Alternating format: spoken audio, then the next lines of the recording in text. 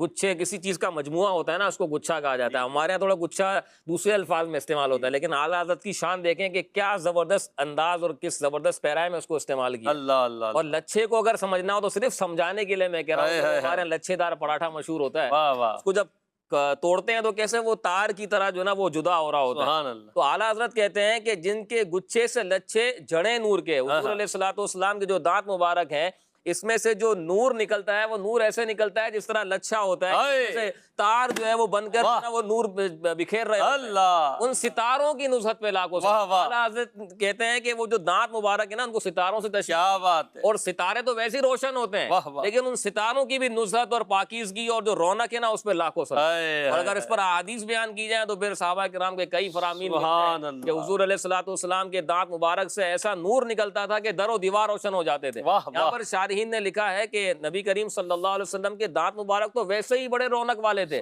نور بخشنے والے تھے، لیکن پھر بھی تعلیم امت کے لیے حضور علیہ الصلوۃ والسلام مسواک کا اہتمام فرمایا کرتے تھے. جب گھر میں تشریف لاتے تو مسواک کیا کرتے تھے، لیکن حضور علیہ الصلوۃ والسلام کے قدرتی طور پر دانتوں سے ایسا نور نکلتا تھا کہ سامنے والے کو وہ چاقو چوبند کر دیا.